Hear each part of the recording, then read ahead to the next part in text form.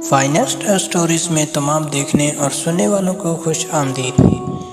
ایک تاجر کی خوبصورت بیوی تھی۔ اللہ تعالیٰ نے اس کو نیکی بھی دی تھی اور حسن و جمال بھی دیا تھا۔ وہ زندگی گزارتی رہی۔ اس کا خاوند سفر کے لیے کسی دوسرے شہر جاتا ہے۔ کچھ دنوں کے وقفے سے اسے اس شہر جانا پڑتا ہے۔ وہاں اسے رہنا بھی پڑ جاتا ہے۔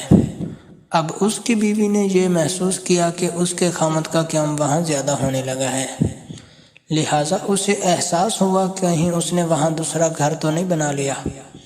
چنانچہ اس نے اپنی اعتماد والی ایک خادمہ سے کہا کہ تم اس کے پیچھے جاؤ اور دوسرے شہر میں جہاں رہتا ہے وہاں ہمسایوں سے جا کر معلومات حاصل کرو۔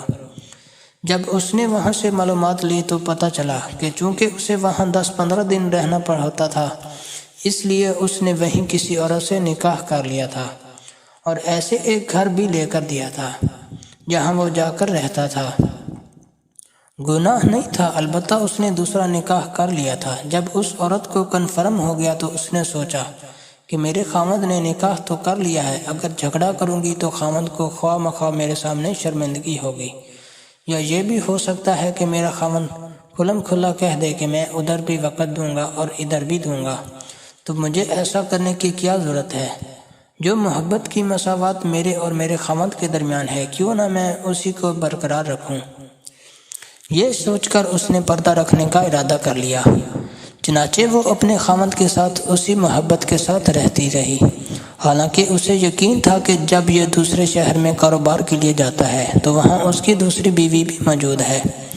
اللہ کی شان کہ کچھ مہینوں کے بعد خاوند کی وفات ہو گئی۔ جب خاوند کی وفات ہوئی تو اس کا جتنا سرمایہ تھا وہ سارے کا سارا اس بیوی کے پاس تھا۔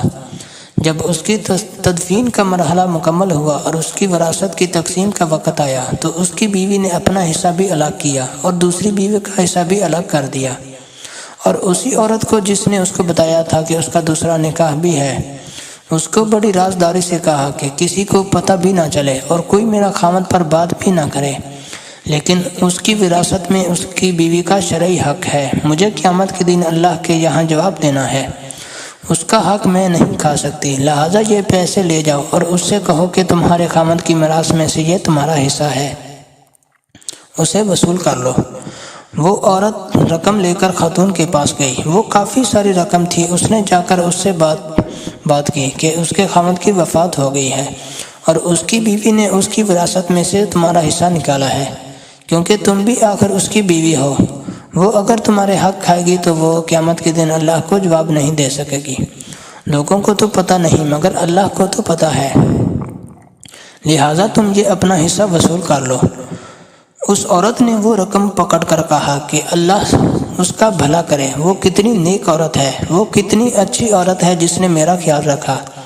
پھر اس نے کہا کہ تم یہ مال میری طرف سے لے جا کر اس عورت کو واپس کر دو، اس لیے کہ اس خاوند نے مرنے سے 1 ہفتہ پہلے مجھے طلاق دے دی تھی اور اس طلاق کا پتہ یا مجھے ہے یا میرے اللہ کو ہے، لہٰذا اس وراثت میں میرا کوئی حصہ نہیں بنتا، یہ اسی کا حصہ ہے، لہٰذا اسے واپس کر دو۔ یہ تعلیمات کون سا طریقہ زندگی دے رہا ہے؟ یہ دین اسلام دے رہا ہے۔ دنیا کو تو معلوم نہیں کہ حقیقت کیا ہے، لیکن جب دل میں خوف خدا ہوتا ہے تو پھر لوگ ایک دوسرے کے حقوق کی اتنی رعایت رکھتے ہیں۔ امید ہے آپ کو یہ ویڈیو پسند آئی ہوگی۔ اگر ہماری ویڈیو پسند آئی ہے تو ہمارے چینل کو سبسکرائب کریں اور ساتھ میں بیل آئیکن لازمی پریس کریں۔ Thanks for watching. اللہ حافظ۔